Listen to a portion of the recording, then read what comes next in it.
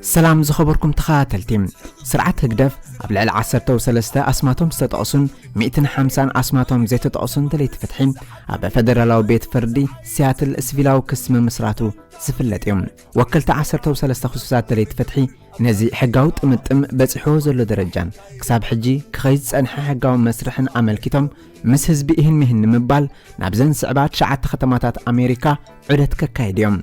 دالاس مقابت 28 دنفر مقابت 29 بي اريا ميازي 4 سياتل ميازي 4 أتلانتا ميازي 18 شارلوت ميازي 19 إنديانا ميازي 15 مينيسوتا ميازي 15 أب مود أتدما واشنطن دي سي قنبت كلتم أبزن كتماتاتن كبابي إن تركبو دليت فتحي أبزي أقداس نيك ألس مدرح كتركبو بخبر نقدم وكلت خصوصات دليت فتحيم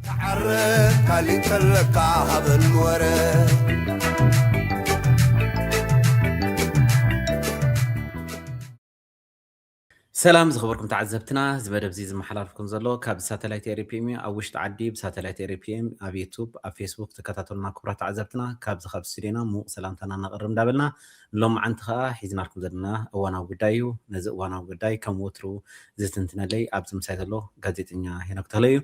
هناك رحس بعل فاسيكا سبو نعاقاون روحس بعل فاسيكا نقولهم مؤمنا كريستنا نقعنا بعل تنساء أبزحنا أبزحكم كل اللي نتوم سيمون زنبورو مقعد سمولوهم فتح لكم كل اللي لأن روحس هذا عمت حراي سبو هنا كنت كان كيد زيزر أناو أب باكستان استخايدة دردر وي زنبرة سمع أمونغو حورات مكساسي أمريكان أمونغو إيران زنبرة كم يوعلو نزبل بون دخل جمر حراي سبو يا قرم من الباش قدم مجمرنا زي فيديو زي كنسمعه. Been at it now for 21 hours and we've had a number of substantive discussions with the Iranians. That's the good news. The bad news is that we have not reached an agreement, and I think that's bad news for Iran much more than it's bad news for the United States of America. So we go back to the United States having not come to an agreement. We've made very clear what our red lines are, what things we're willing to accommodate them on, and what things we're not willing to accommodate them on. And we've made that as clear as we possibly could, and they have chosen not to accept our terms. حراي كمزي نريو زلنا ازي بقدمينا زلو مكتل بريزيدنت ناي حورات منغستات امريكا جي دي فانس يبهال مالتيو ناي حورات منغستات امريكا وكلت مريحو ناب اسلام اباد باكستان زخده نزرب مس ايرانيو نيرو مالتيو اب ايران زحالف 21 ساعات بزي مقراص مالتيو بقطታውን زي قطታውን መንገዲ كزراربو دحري مصنح اموداتو ግን امونغو ايرانن حورات منغستات امريكان وعل ويكاني نتي زلو خناتات بوعل كزازمو اصل زي كالا تي كنوتات زي زخون يكون فرخم سبتنا ايو زحبر زلو اذا قاني نتي عالم ملو بزح تسفا غيرات لو تصنحت بزحات وين بزحات هاغرات بزي مجنان عالمنا بملون كبد حويفا خصبيو تصنحتيو انتهونا خا معري خاني بتي امونغو امريكان كوم خاني ايران خلتين هاغرات كاوروبو صنحات طلبات قمتاتي هاون بقليل اب حصير غيزي اب سمع هو صحيهم زبل وين بزح تثبيت اي نبر سلامنت هاي نزبل زوم كلت وجنات نابزي كول خلو مالتهم بشنخ امريكا خمس بولكو بجيدي فانس زمرحهم انا وخيدهم مس جيدي فانس كاني ان سباي قالو نترامب جارد كوشنر كومهاني فلوي لوخ ناي ترامب اب كله دارغا عالم زلو شيغرات كوينات زفرح زفتح زلو ستيف ويتكوف زتباله خون كله بشنخ ايران كاني زوم ابزن ريوم زلنا ميسر غدات وصاي ناي ايران كومهاني ناي بارلمنت ويكا بايتو وهاب قالنا ايران مالتهم ساتهم كاني نتينا ايران شنخ زمرحوهم حجي ناو قدم مخادهم اتحيزو اتي وعل سلام بهاتا ويكا اتسيس فاير اتناي توخسي تطوم بهاتا تغيرو سلازنبره ولاون كخودو ديوم كراخبو ديمون عاب ملكت حتو ينيرو حدا غابتي نتي وعل توخسي تطوم بال اب ملكت حتو ياتيو زنبره مالتيو خلاتنا خمس تخاتتلنايو ترامب امناي 0 ساعات ማለት ሓደ ሲቪላይዜሽን ወይ ሓደ ምዕባለ ሎም ምሸት ክትጠፊዩ ንሳዓ 8 ኢስተርን ታይም ብናትና ቋጽራ ይሉ ከብክዕ ዳሕራይ ኣብቲ ቀትሪ እንካን ሃባን ክበሃሉ ዒሎም ዳርጋ 9 ምስተረፎ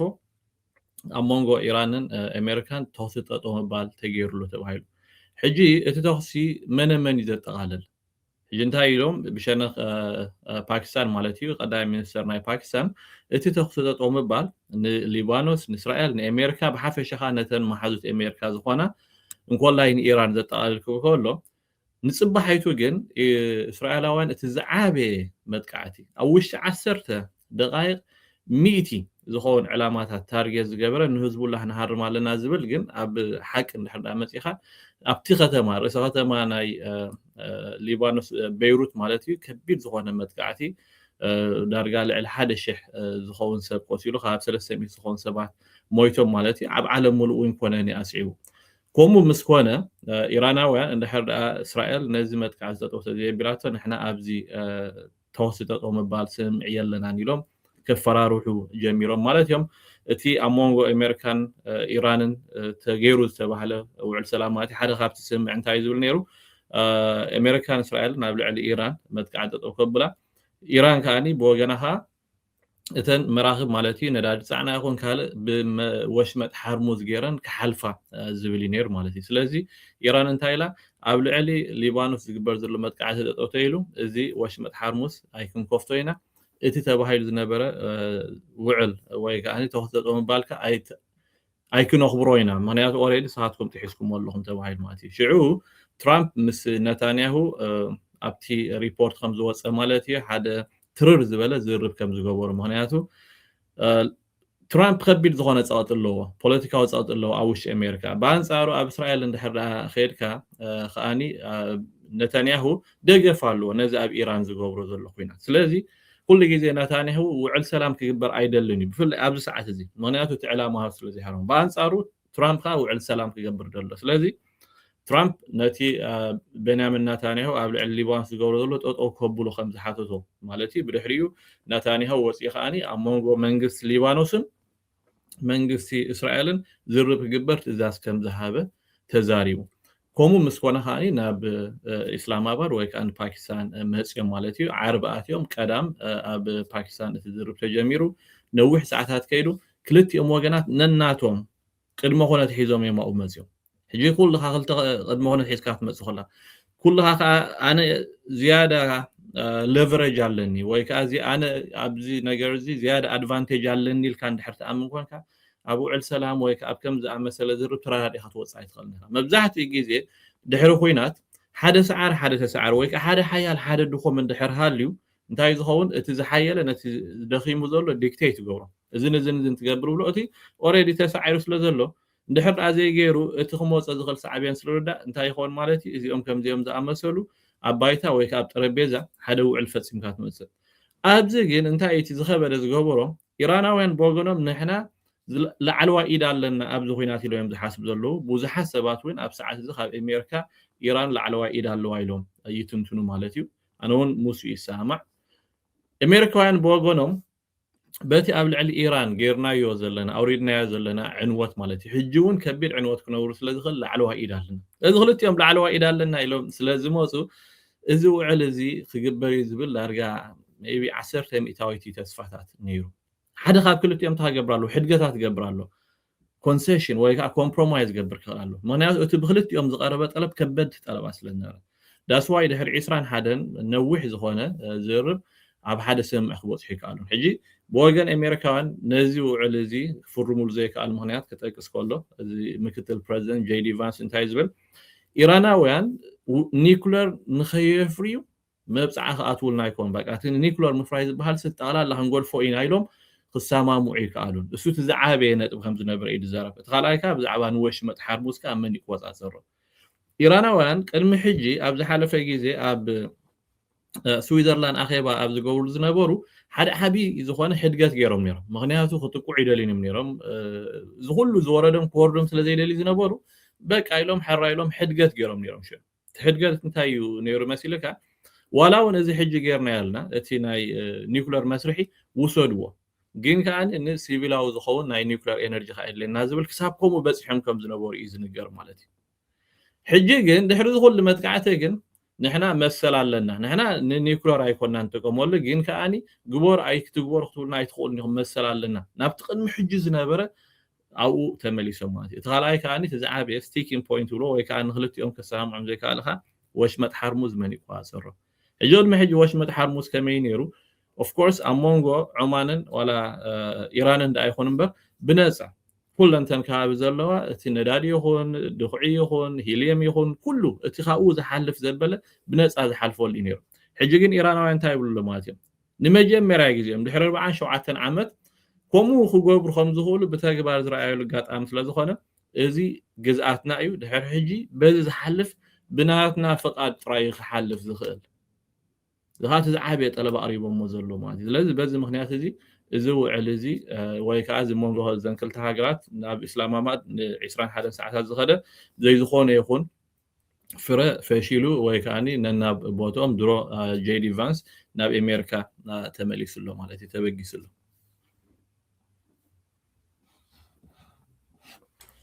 حرينك كم درانيو جينا تيسم عند تخيل خلو ترامب ناب فلوريدا مالتين أو فلايت كبرن ترالو خلو تسمع جيرنا أجيرناو إيراناوين فريمهم أي فريمهم نحنا تعويتنا هنا إلو زارب ميرو إزيس مستي هلو كنا تازلو تباي تازلوس كم يطعم تولينو Well, if China does that, China's going to have big problems, okay? Mr. President,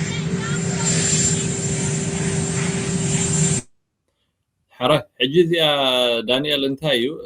ازي نمايا من داخل خلو ايه تي مكتلو ناب اسلام آباد كيدو اب زري بزرلو ترامب خابي نيرلو معالتي زغلو انداتا قبرو خلو اب ميامي ناي UFC وي كاني ناي بوكس يو زري نيرو مالتي حجي ناو داخل خلو انتاي زبللو ابزي دارغا تمالون لومن تلغاغا من انتاي بلالو ترامب مالتيو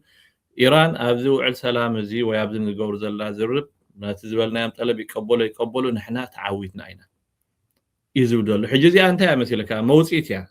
ترامب أنا حجي كابزي زتجبر زغنا يكون ترامب تعويت يزبل من زلوا سب كله كلني of course نيرانا وين بوتهدرا حيل أركي ماما يوم تي حيل بحرنا نا إيران دم سيسمو يوم حيل أيرنا إيران دم سيسمو يوم بزح عنوات أوريدهم يوم جين إيراناويان كمتي ترامب زبولو عم مجمريا جن إيدهم كوبا أيكالون لعلو لكن إيراناويان جن نازي واش متحرمو زبل ناي عالمنا أوتابا بقورو روحاني أوزلو تواز أسيرهم مولو حجي أبزي وعل سلام زي أبزي زرب زنخاتو خلو لعل إيراناويان نازي زرب سلام زدليو ترامب ينيرو ترامب لمنتا زرب سلام دليو وندحر لنا خلنا ناي عالم مولو ساقتي قبل على ترامب يزلو ኣብዚ ሰዓት እዚ ዓለምና ኣብ ከቢር ዝኾነ ቅልውላው ያዘላ ጠንቂ ናይ ተቅልውላው ከኣኒ ወሽመጥ ሓርሙዝ ኢራናውያን ተቆፃፂሮም መስሎ ዘሎ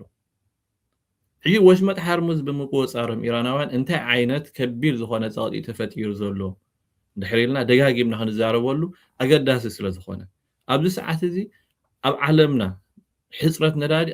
ኣዝዩ ከቢር ዝኾነ ሕፅረት ነዳዲ ኣጋጢሙሎ ድሕሪ ኣብ ሃገራት ኤሽያ ኸይድካ دارجة أبناء ناي emergency خناتات ويكأن ناي كبير زخانة نوت تفتير له خاو حديث كأب أيرلاند لو ما عاد زواج زينة مالتيو دارجة ثلاثة ربعي نايت غاز ستيشناسي غاز يبولون أوش ثلاثة سومون إزي واش متحرموز النحر على تخفيتو أب عالمنا مولو كبير زخانة حسرت ناي أير ندار خجاتهم إزي مالت كابلنا بنزجبر مجوعس تأو كبل تخيل زعابي صاد خوين دلو بوش متحار مزبوط حساب انتهي المسلو غاز تراي مالتي جين نداد تراي كون حلف غاز وين الله حجي غاز LNG بها liquefied natural gas بها 200 زي 200 مالتي ببزحتو غيزه ناب هاغرات اسيا يدخيد جين دماني دحر هاغرات اسيا تخيد نر ناباتن سيدنو ابتخال عالم كيدن او وددر كافوعن مالتي حجي بز زلو خناتات مالتي بز زلو وحدي حصرت نايغاز اوروبا اوش حد ورحي كبير زخونه نايغاز قلولاو كغاطما يخيل هون حليفك خاني fertilizers ويك الدخعي دخعو انت مساسال مالتي تدبزح الدخعي خابزي ايو زحلف ابز ساعات زي ابو زحات هاجرات زرعت زغبرولي دخعي ببزح يزدليلو غيزي دحر الدخعي اب ساعاتو زي ترخيبو ابز عمت زي ناي اخل فريات كل يكلني دحر فريات دي هالو خا بمليونات زاغلو حزب خاني ناي حصرت مغبي خغاطمومي خالت زعابي خابتي بوش مزحلف هيليوم زتبال ازي اقداسي نطره ነገር حجي ازي بوزح ነገሪ بذا وش مدحرمو زبحال زحلف ازيኦም ኢራናውያን ጆ ሒዞም ዘሎ በሐጽሩ ኢራናውያን ንዓለም ሙሉ ጆ ሒዞም አለው እዚ ሁሉ ግን ኣብ ልዕሊ መን ይتصل ካብ ልዕሊ ትራምፕ ምክንያቱ ትራምፕ ወይ ከአሜሪካ ናይ ዓለምና ሙሉ ፖሊሲ ውድቀት ኣብ ዓለም ድሕራ ጋጢሙ ዝዓበየ ውድቀት ንአሜሪካ እዩ ዘጋጥማ ማለት እዩ ስለዚ እዚ ሕጂ ተዓዊትና ዝብሎ ዘሎ ወላ ሓደ ማለት ዓወት ከምዚ ይኮነን عوت نحرد أخوينو إيرانوان إيدهم كبونيروهم إيرانوان حجاب إسلاماباد مسيهم كمتي ترامب ماتي ولاون كمتي أب سويسرلاند حراي زولوز نور حجي حراي بلنم زلو بانس أرو قد ما قلت هذا أربوز نور نزي زرب سلام إيرانوان إذن تجيركم أب زرب سلام أين أتوين هايلو كساب ناي لاست مينيت كاب إيران هاي تبغوا سنيرا إذا حجي انتهي زريكا لعلواي إيد حيزوم سلازلو حجي بوز حساب مالتي كيدا ناغر لعلوا ايد محزن وتهدراو حيل مهلاو يفلالي استراتيجيكال خطر يلك وتهدراو حيل ناي امريكان اسرائيل دميركا زخونه يكون عالم كدارو زخل وتهدراو حيل يلا اب حدا ساعات اب حدا معالتي بقى حمد كغبروها هولن ግን ንሱ ይኮነን ይገብሩ አሉን ኢራን አድኪሞም አሉ ግን ኢራናውያን ኦፍ ኮርስ ከቢር ዝኾነ ዕንወት ይወርደም አሉ ግን ሓንቲ ኢራን እንደ ዓነወት ኮላ دحر أنا عالم ملوخ أمس أحيزات وان دحر أتتأفع لكن إيران بينا يكونت بزو خوينات تقول أسلا حجي واش ما تحرمو سريه اللي قدم إيرانوين إيدهم مهاب نيرو زتوا هلوا مقبور نيرو حجي انت قمت يلوم إيرانوين تامزلو واش ما تحرمو سكن كوفتن دحر أخوينا لحانت مركب $3 مليون كنا خفرين أولو نما عالت غندين زي حالفة مسيلك أبو سجاب 100 مرة حلفة إذا ما تأتي نمعالت خلت $100 مليون نمعالت خلت $100 مليون أبتي قالف بهالها جراسي دحري سعود عرب أتاز هفته متهاجر إيران كتكونيا إذن دحر رأسه تكبيره إيران وان كان نقبر خنا تكبر إينا بالله عجل اتخالاي مالتي إذا عيد لفريس لا تحاز ولا نتناي قدم حج مالتي هنبوكم دو وصلوا عيد فري نازل نور حج مسلنا لعلو كله حج إيرانوان مالتي كات نعاي كوين زرعني وزح سوين زبله مالتي اتي خاب أمريكا يكون خاب إسرائيل هون خاب متقعد خجالها قلنا زخل نيوكلير معتا أطرايلو يمك حاسب مناط نيوكلير رح يعطيكم فوم سبيلا فريد كلها أب عالم نيوكلير تريكا nobody is gonna touch you سلازي إيرانوان خاب نايك المحج نلعلي مالتي خاب زي ساعات ندحر زلو انتس بحودهم انتس بقلدهم نيكلور نقعد وليت المعالتين كسرح مهانو ازي ماشا سيمبل بيزك بوليتيكا نزردا نصور نغاري ازي سلازخونه ازي زلو خناتات ماشا نابي خيد مسغيزي خنرينا جيم زيركا ابز ساعاتتي ايراناوان زعابي وي كازل على ايد حيزمالو حجي ازي زرب سلام نحرفشيلوس كابز نابينا زول حتى خل على البحريوي نابينا خابزي أمريكا أنت ما يسمى دمت قاعد خبر قبل على إيران واش ما تحرمس كخفدي تناي نيوكلير مسرح سمي خير نعايد حديث كاني ناتي قمتات مالتي هناك أبزي أبا أخلق سكر ناي قاديت إني أنا قرن يخوينو بعلى خام حتات كساي كوينو أبا أخلق صح قبل لك لك على خا زي تبلو زي لخا خابس نبي زبل زي عشق علي زلو أمريكا كومونس إسرائيل مولو حيلن تتقيما نتي زلو ناي باور مالتنا إنرجي باور زلو ناي إلكتريك زلو بلو بعلو نتا دسيت زلاتا دسيت كاري نعاز زلا نخلتي انتهاري إيران تلمسيسا مالتيو سلازي إن إيرانوين كزل علي دي حيزهم كلهم اللي زي نقر عالم ملؤون حاني قوما يمزلو عالم ملؤون دحريو كم طلوم يا زبل أمنات علنمو نسخا خامي يخو ريتخا حجب زي كنفلالي لنا مالس إيرانوين أوريدي تدكيروم اتي كله زبهال عانيو مالسي بزح عنوت ويلو هم زولكو حيل ايرم عانيو حيل بحري عانيو تحت ارصون يعنو ولو حجون كوم يم كوغو جين نحد هاجر بلا علي تحت ارض سلازعناها اطفي خيا مالت هيكونه داس وايو اتي وشمت حرمز ازي صبيب سلازخونه ولا تلخ اندابولخ قواصاصرو يخول يمنعو قدن حيل خلوا كايد لكاني توشمت حرمز انتاي مسيلكاتي كبير زغورو زول دانيال حدا صبابيا كلته مراخب طراين كحلفا زخل اب حدا غيزي حنتي نوشي حنت خاندغه توصل حجي ابتا صباب غيزي اب اون بقلطوف ويكا بسبيد وين كخدايك الانين نمنتاي هو مخوين مسيلكا اتا وشمت حرمز سبحال نوحاتا 21 مايل اتي نابشنخ عمان زلو بأخاوح ويكا ابو غوبو زمال اسلا زخونه بو شنخ مراخب كحلفا يكلانين اتن مراخب نابتي ناي ايران شنخ اتزعم قبوتا اسلا زخونه ولا بو كحلفا خلوون ازي صبيب كاب مخانو مالتي تطنققن زحلفاتن مراخب كحلفا خلوون حجيهم اسلا زخونه ولا انتلخ اندابولو اندحر بو كحلفا خلوا خلت مركب اندحر هاريمو اتي بوتا تعاصي مالت تلوكيت مالتي منياتو او اندحر مراخب هاريمن نتن مراخب سالفيج كتغبرن عليك هاو توصن كتكالك منياتو اذن نبلن زلنا نايغا ناي ندادي مراخب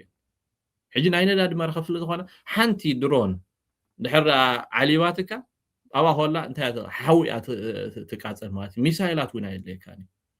داس واي ايراناوان ولا وند قطقط ولا دغبور تغبورسي نتا ستريت حرمز ويكا وشمت حرمز كقواصرو ولا حد صقم يبلهم اتخال اذا خبر زغبرو انتايو قربا ني ايران سلازخونه مالتي نافتدوب قربا سلازخونه زخونه يكون ነገር ቶኪስካዮ ስጋብ አሜሪካውያን በትራዳር ሪኦም ቶኪስም ደሃርሙል ካገል ኦሬዲ አፍተን ጀላባ አሊ ይውሉ ዳስ ዋይ ምንታየም ዝሎ መስልካ ናይ ሞት ስንጭሮ ኢለም ዝገልጾ አባት አቲ خصሞት ያ ምሮል ሓት ኮና ይትኸልኒها አንለስ እንደሕር እቶም ሓደ ሸነኽ በሰላም ክትሐልፍ ተደይፈቂዶ መልካ እዚ ስለዝኾነ ፈቲኻ ጸሊኻ ኢራናውያን ኣብዛ ሰዓት እዚኣ ብወሽመጥ ሓርሙዝ ዝለዓለ ኢድዮም ሒዞም ዘሎ ሕጂ ትራምፕ እንታይ ይዝብለሉ ተዓዊትና አይና ወላ ዝውዕል ሰላም ይገበር አይገበር ተዓዊትና አይና ይዝብለሉ እንታይ ያዛ ተዓዊትና ትርጉም አይልካ ተሓቲትካ እንደናዓይ ማለት እዩ ትራምፕ ድሕሪዚ ኣለው መዓልቲ ዛ ምስ ቫንስ ምሰመልሰ ተመሊሱ ኣብ ኩናት ኣትዩ ዝብል እምነት የብለኝ እዚ ኩናት ቅጽል ዝብል እምነት የብለኝ ምናልባሽ እስራኤል ንኢራን ክትሃርማ ትኽእል እያ ትራምፕ ግን ተመሊሱ ልክ ከምቲ ዝገብሮ ዝነበረ ብከቢድ ኣፅዋርን ገለን ከጥቅዒ ዝብል እምነት የብለና ኣብ ሰዓት እዚ እንታይ ይገብርና ኣይኮይን ስማዓኒ ዘሎ መስልካ ኦኬ ዝርብ ሰላም ፈቲና ኣብዮም ኣድኪምና የሚና احنا تعاوتنا አይና ሓይል ባሕሮም ኣፍሪስናዮ ሓይል ምድሪ ኣፍሪስናዮ ሓይል ኣየር ኣፍሪስናዮ ቁጠባው ጻጥ ብልዕልዮም ጌርናልና ሳንክሽን ጌርናልና ስለዚ ሞይቶም እዮም ዚኣቶም ስለዚ ምስሬስ ኣነ ኣይባስ ነይሉ ከንሰሐብ ትራምፕ ኣነ ናተይ ትንታኔ ዝብደሎ ሕጂ ንምንታይ ኮም ዝገብር መስልካ ኣብ ኣሜሪካ እዚ ኣብ ልዕሊ ኢራን ዝግበር ዘሎ ኮይናት ከቢድ ዝኾነ ተቃውሞ ይወጽሕሉ ተቀባልነት ይብሉ ዋላቶም make America again ማጋ ዝባሃሉ ቶም ቀንዲ ኮር ሳፖርተርስ ናቱ ሕጉሳት ኣይኮኑን ምክንያቱ ሳቶም ታይሎም ዝኣምኑ ብጀካ ቀዳምነት ኣሜሪካ ኩና ዝባሃል ኣብ ዝኾነ ይኹን ሃገር ኣየለና ባሃል እዩ ሕጂ ካብቶም ቀንዲ ደገፍቲ ናቱ ዝነበሩ በዓል ታከር ካርልሰን ዝባሃሉ በዓል ሜገን ኬሊ ዝባሃሉ ናይ ኣሌክስ ጆንስ ዝባሃል ኢንፎወርስ ማለት ካንደስ ኦንስ ዝባሃል እዚኣቶም ቀንዲ ናቱ ደገፍቲ ዝነበሩ ሕጂ አንጻር ክጉስጉሱ ብዙሓት ሰዓብቲ ዘለዎም ሚልዮናት ሰዓብቲ ዘለዎም ሰዓት ዝብለካ ዘሎ እዚኣቶም ንሱ ስለዝኾነ እዚ ኮይናት እዚ ቆጽሎ ድሌት ይብሉ እንድሕር ቆጽኢልዎ እንታይ ይመስልካ ቆጽሎ ድሌት ይብሉ ትራምፕ እንድሕር ቆጽኢልዎ ሁዶ ይክልኒ ወይ ኣጋር ሰራዊት እትዩ ክረጋረጋሎ ኸሙ ተገይሩ ዓመታት እዩ እዚ ከዓ ዳርጋ ኢምፖሲብል ኮሙ ክገብር ተኮይኑ I don't know እንዴ ማለሲ nobody think that he can ኮሙ ክገብር ክእል ዝብል እምነት የብለኝ ምክንያቱ ከቢድ ዝኾነ ሰዓብን ክፈጥሮሊ ኣብ ኣሜሪካ ካልኣይ ነገር ከም ዝብሎ ዘለኹ ነዛ ወሽመጥ ሓርሙዝ ሰላም እንድሕር ደይሃልዩ መራኸብ ክሓልፋ ይክእልኒ በቃ ሰላም ኢለን ክሓልፋ ይክእልኒ በዚ ዘለዎ ከዓ ማይ 3 ወርሒ ሙሉ እንድሕር ወሽመጥ ሓርሙዝ ተዓፂ ዓለምና ሙሉ ጠጠው ክትብለና ነል ጠጠው ክትብለካ ኣለሁ ዋሕዲ ናይ ነዳዲ ዋሕዲ ናይ ጋዝ ዋሕዲ ናይ ፈርቲላይዘር ኣብ ብዙሓት ሃገራት ዋላ ኣብ ሃገራት ኤውሮጳ ኤሌክትሪክ ብራሽን ክዕደል ክጅምር ክእል እዩ ሕጂ እንታይ ይብላ ኣሎ ትራምፕ ናባና መፂኹምሲ ጋዝ ወሰዱ ብላላ አንተይ ኣብ ድጠቁዕ እንታይ ነይሩ ጥራሕን መራኸብ ናብ ኣሜሪካ መጽን ጋዝ ኮስ ኣኻልጊና ኣይኮነን እቲ ካብ ኣሜሪካ ምክንያቱ በቲ ብኡ ዝሓልፍ ክሳብ 21 ሚሊዮን በርሚል ንመዓልቲ እዩ ዝሓልፍ 21 በርሚል እዚ ሕጂ ብዛዕባ ጋዝ ኢና ንዛብለና ግን ከምኡ ዝኣመሰል ካል ስለዚ ኣነ እንታይ ኮይኑ ይስምዓኒ ዳንኤል ኢራን እዛ ሒዞማ ዘለዉ ወሽመጥ ሓርሙስ ክቋፀርዋ እዮም ነተን ብኡ ዝሓልፋ 2 ሚሊዮን ንተወሰነ ግዜ ከኽፍልዎን እዮም ተረዲሃኒ እቲ ነዳዲ ንክሓልፍ ማለት እዩ ትራምፕ ተመሊሱ ኣብ ኩናት ኣትዩ ዝብል ግምት የብለይን ምክንያቱ ኣብ ኩናት ኣትዩ መሊሱ እንታይ እሞ ክገብሮም ተቐጥቂጥዎም እንድሕር ደኣ ከም ዝበልካ ኢንፍራስትራክቸር እንድሕር ሃሪሙ እንድሕር ደኣ ናይ ነዳዲ ናይ ፀዓት መመንጨው እንድሕር ሃሪሙ ናይ ጋዝ መመንጨው እንድሕር ሃሪሙ እቲ ዲሳሊኔሽን ዝበሃል ናይ ፅሩይ ዝስተ ማይ እንድሕር ሃሪሙ ኢራናውያን እንታይ እዮም ተመሳሳሊ ስጉምቲ ኣብ ኩለን ሃገራት ጋልፍ ክንገብር ኢና ድሕር ናይ ዲሳሊኔሽን ዋተር ድሕር ኣብ ኢራን ታሪሙ ኣብ ኩዌት ደሎ ዲሳሊኔሽን ካርሞ ናብነት ድሕር ኣብ ኩዌት ከድካስ 900 ናይ ኩዌት ማይ ደዘርት ስለ ዝኾነ ምድረ በዳ ስለ ዝኾነ ካብ ባሕር ኣጻርዮም እዮም ዘምጽኡ ዳንኤል እንታይ ዝገብሩ ለሃማቲ ድሕር እቲ ዲሳሊኔሽን ኣብ ኩዌት ደሎ ሃሪምካ በቃ ህዝቢ ኩዌት ክጠፍእ ማለት ኮይ ኣብ ባሕራይን ተመሳሳሊ ኣብ ቀጠር ተመሳሳሊ ሕጂ ንሓንቲ ኢራን ክትቀትል ኢልካ ምሳኻ ሸዓተ ሃገራት ኣይትቀትልን ኢኻ እዚ በዝሎ ማለት እዩ እንድሕር ኣለስ ከም ዝበልካ ናይ ፀዓት እንድሕር ታሪሙ ናይ ፀዓት ኣብ ጋልፍ ካርሚዮም ዲሳሊኔሽን ታሪሙ ዲሳሊኔሽን ካርሚዮም ዝሃረምካዮ ኒውክሊየር ፕላንት ታሪምካ ኒውክሊየር ፕላንት ካርሚዮም ማለት እዩ ስለዚ ኣነ ከምኡ ክገብር ክእል ዝብል እምነት የብለይ እቲ ካልኣይ ነገርካ ከም ዝብለካ ኣለኹ ዓለምና ኣብ ጎር ኣተታሒዛላ 3 ወርሒ እንድሕር ወሽመጥ ሓርሙዝ እንድሕር ተዓፅዩ ካብቲ ክትግምቶ ትኽእል ንላዕሊ ንዓለምና ቅልውላው ክመጽእ ኣብ ውሽጢ ሓደ ወርሒ ከማንስ እንታይ ዓይነት ቅልውላው ተፈጢሩሎ ንሪእልና 3 ዕፅፊ ናይ ዘሎ ሕጂ ወስኮ 3 ዕፅፊ እንድሕር ወሲካ ከቢድ ይኸውን ካልኣይ ነገር ሩስያ ቻይና ንኢራን ሕግዝ ኣለዋ ምክንያቱ ዋላ እኳ ቁጠባዊ ሳዕቤን እንተለዎ ግን ኣሜሪካ ከዓ ክትጉዳእ ስለ ዝደልዮ ኣሜሪካ ውኣትያ ከዓ ስለ ኣሜሪካ ምስዓር ማለት ከዓኒ ንዓቶም ረብሓ ስለ ዝኾነ ሩስያን ቻይናን ክሳብ መወዳእታ ኣብ ጎኒ ኢራን ኣለዋ ንኣብነት ኣብ ውድብ ሕራት ሃገራት ከድካ ሴክሬት ካውንስል ዝኾነ ይኹን ዝሓልፍ ነገር ኣይክህሉን ዳንኤል ሕጂ እውን እንታይ ይበሃል ኣሎ ማለት ቻይናውያን ፀረ ነፈርቲ ንኢራናውያን ይሰድሎም ኣለዎ ዝብል ዜና ወፂሉ ናይ ኢንተሊጀንስ ናይ ኣሜሪካ ዝረኸብዎ ሓበሬታ ማለት እዩ ትራምፕ እንታይ ይብል ነይሩ ቻይና ከምኡ ተገይራ ኣባ ይረኽብዋ ኢሉ ይፍክር ኣሎ እንታይ ክገብሮም ንቻይና ሞኒ he cannot do anything ስለዚ ትራምፕ ኣብ ከቢድ መዋጥሪ ዘሎ ኣብ ከቢድ መጻወይ ዘሎ ድሕሪ እዚ ውዕል ሰላም ወይ ከዓ ዝርብ ሰላም ብዘይፍረ ምብታኑ ኣነ ተመሊሱ ንኢራናውያን የጥቁዖም ዝብል እምነት የብለይ ናብዛ ሰዓት እዚኣ ምክንያቱ ከምኡ እንድሕር ደኣ ገይሩ መሊሱ ናብቲ ኩናት ክምለስ እዩ ኣብ ኩናት ተመሊሱ ከዓኒ ኣብ ውሽጢ ኣሜሪካ ከዓኒ መሊሱ ኣብ ህዝቢ ከቢድ ዝኾነ ፀቕጢ ክመፅእ ምክንያቱ ኣሜሪካ ሕጂ ዋጋታት ክከብር ኣሎ ነዳዲ ከቢር ኣሎ ኢንፍሌሽን ዝቕባበ ይመፅእ ኣሎ እዚኦም ኩሎም ብዙሕ ቁጥዕ ፈጥሩ ሄኖክ ትሕቶ ዘለና ሕቶታት ኮንዳ ወዳእኺ ኣብ መወዳእታ ንብሎ ዘለና እቲ ኣብ ልዕሊ ህዝቢ ማለት ኣብ ዝተፈላለዩ ኣብ ኤውሮጳ ድዩ ኣብ ኣፍሪቃ ድዩ ኣብ ዝተፈላለዩ ኤዥያ ድዩ ዝተፈላለዩ ዘሎ ቁጥባዊ ውድቀት ከም ማለት ከስዕብ ከም ዝኽእል ከምኡውን ኣጋጢሙ ከም ዘለውን ትዛረባ ኣለኻ እሞ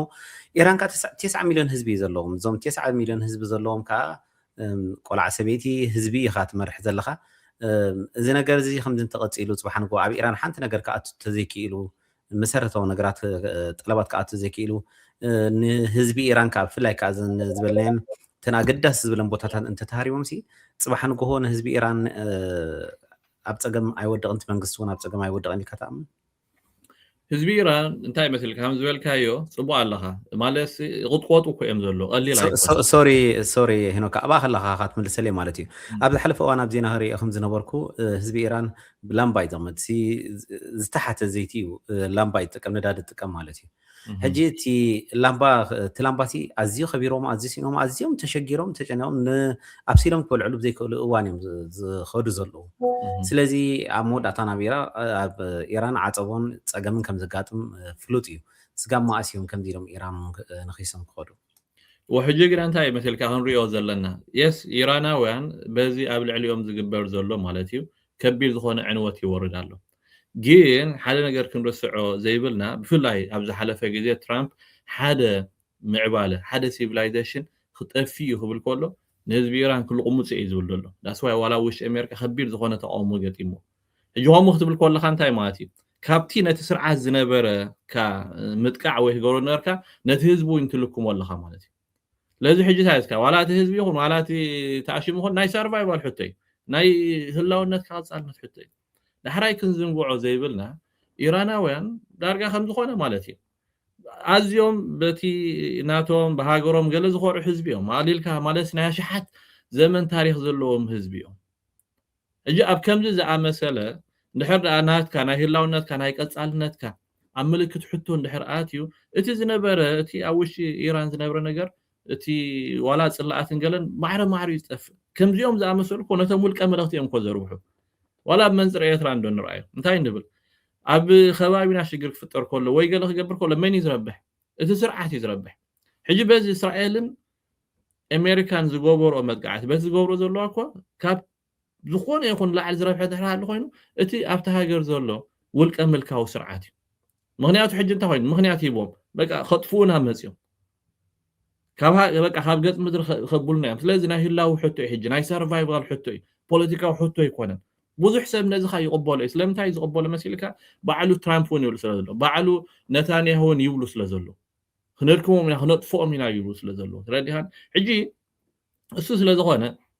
እዚኣቶም ኣብ ሰርቫይቫል ሞድ እዮም ዘሎ ሰርቫይቫል ማለት እንታይ ማለት ka በቃ በዚ ዝወሓደ ሰርቫይቭ ምግባር ሕጂ እቲ በኣንጻሩ ክትርኢ ኣለካ ኣብ ሃገራት ኤውሮጳ ዘሎ ህዝቢ ኣብ ሰርቫይቫል ሞድ ኣይኮነን ዘሎ ዋይ ኢሉ ዝሓተካ ስለምንታይ ነዳደይ ዝኸብር ዘሎ ስለምንታይ ከም ዝኾይነ እዩ ዝብለካ ምክንያቱ ንዕኡ ናይ ሰርቫይቫል ሕቶ ኣይኮነን ካብ ኢራን ዘሎ ኣብ ኤውሮጳ ዘሎ ህዝቢ ደጨንቐካ ካብ ኢራን ዘሎ ኣብ ኣሜሪካ ዘሎ ህዝቢ ደጨንቐካ ምክንያቱ እቲ ናይ ህዝቢ ቁጥዕ ንሱ እዩ ንመንግስታት ጸቕጢ ዝፈጥረሉ ሕጂ ንኢራናውያን ካብ ውሽጢ ካብ ህዝቢ ኢራን ዝመፀ ጸቕጢ ክህሉ ይክእልኒ ኩላቶም በቃ ኣብ ሓንቲ ጃልባ እዮም ዘለዉ ቀፈትዮም ኣይፈትዮም ድርዑ ኣለዉ ፈትዮም ኣይፈትዮም ድሕር ለሰይ ናይ ፀዓት መመንጫው ድሕር ይዕኒኻ እኮ ንህዝቢ ኢራን ሙሉእ ኣብ ጸልማት ተንብሮ ኣለካ ማለት እዩ ነቲ ሪጅም ኣይኮንካ ነቲ ስርዓት ኣይኮንካ ተሃስዮ ዘለካ ነቲ ህዝቢ ኢኻ ተሃስዮ ዘለካ እሱ ስለዝኾነ I think እቲ ስትራቴጂ እቲ ፖሊሲ ባክፋየር ገይሩ ምክንያቱ ባክፋየር ገብረካ ተመሊሱ እስኻ ዝሓሰብካ ንዓኻ ይጎድኣካ ነቲ ሓደኻ የርብሖ ማለት እዩ ስለዚ እቲ ትራምፕ ዝተኸተሎ ፖሊሲ ነቲ ኣብቲ ዓዲ ዘሎ ኣርቢሕዎም እምበር ኣይጎድኦን ምክንያቱ እቲ ህዝቢ እንታይ ኮይኑ እሱ ንገዛርስ ኣብ ሰርቫይቫል ሞድ ኣትዩ ኣሎ ብሰዓት እዚ ንሕናሲ ነቲ ስርዓት ደኣልና ጥፍዎ ዝበልና እምበር መዓስ ንሃገርና ኮይና ከምኦም ኮ ዝብሉ ኣለዉ ሕጂ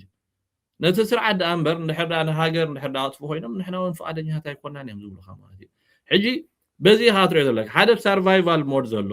በቃ ንህላውነቱ ዝቃለስ ዘሎ እንደን በኣንጻሩ ከዓ ክንዝንጉዕ ዘይብልና ኢራን ሓንቲ ሃገር እንድያ ከም ትብሎ ዘለካ ሰዓቢና ኣሎ ግን ማዕረ ዓለም ሙሉእ እኮ ልክ ከምዚ ንኢራን ገጢምዋ ዘሎ ክገጥማ ድሮ እኮ ንኣብነት ኣብ ሃገራት ኤሽያ ትራኸድካሲ ሕፅረት ነዳዲ ጋጢሙሲ ነዳዲ ብራሽን ይዕደል ኣሎ ሊቼ ብራሽን ክዕደል ጀሚሩ ኤሌክትሪክ ብራሽን ክዕደል ጀሚሩ ኣሎ ብዙሕ ነገራት ይግበር ኣሎ ስለዚ ልክዕቲ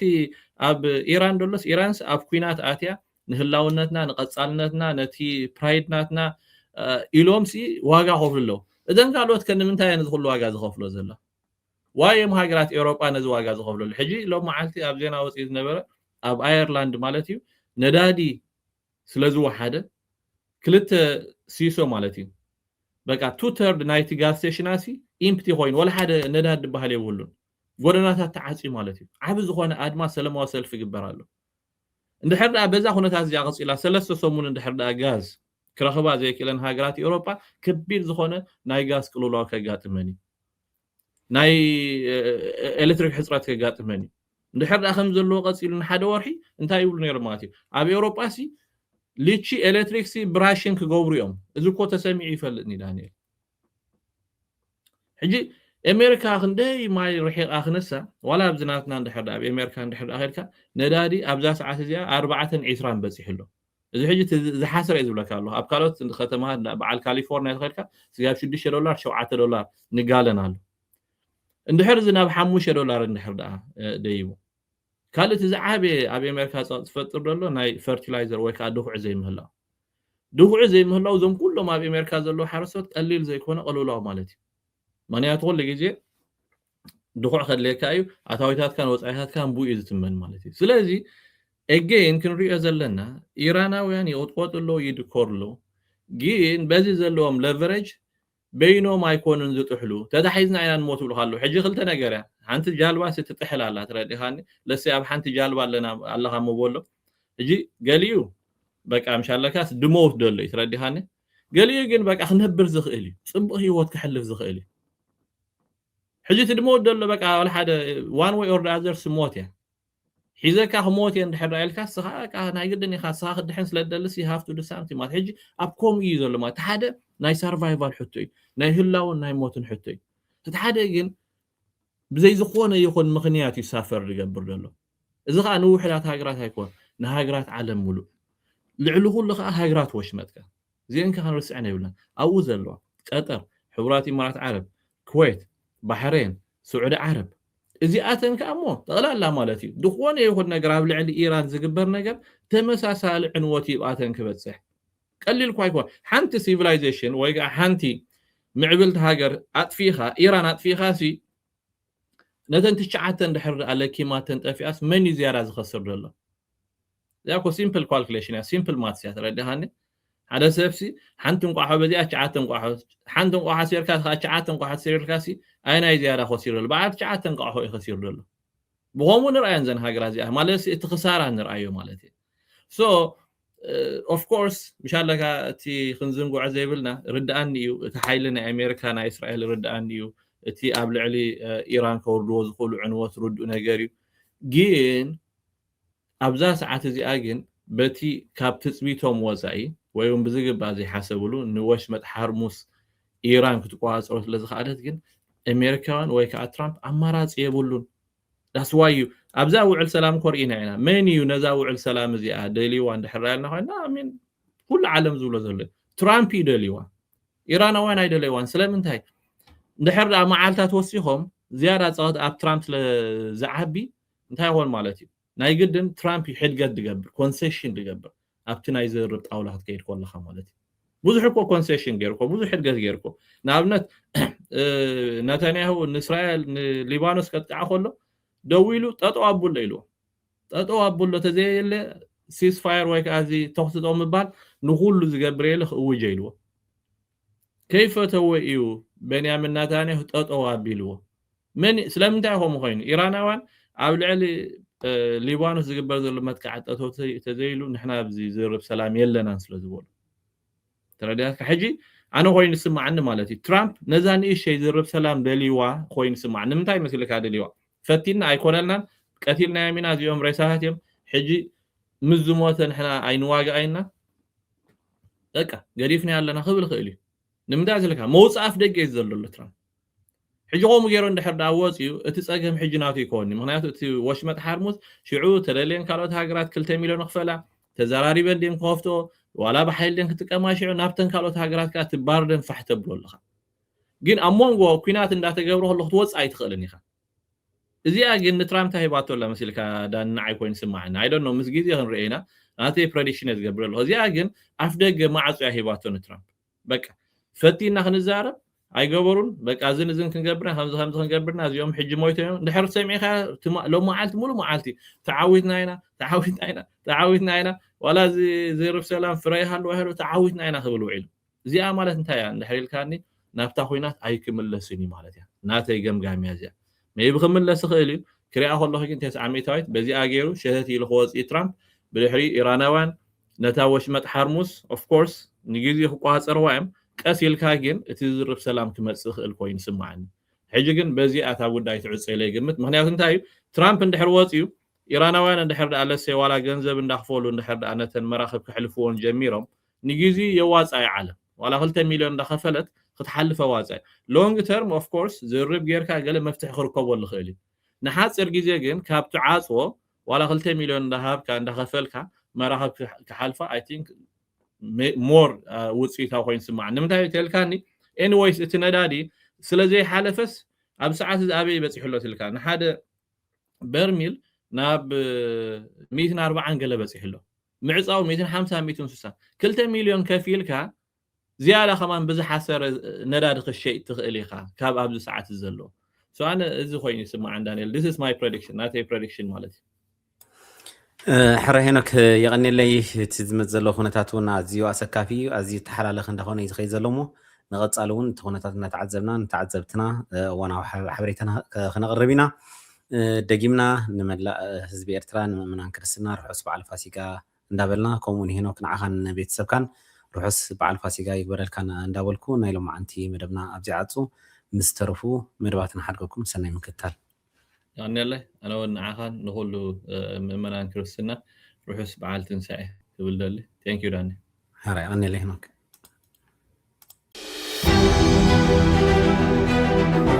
ما في دليل ووترو بس حق إنها كانت على سبب كمسرح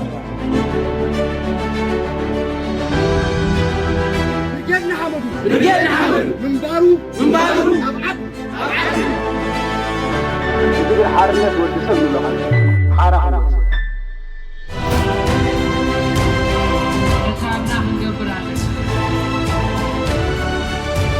ما أعلى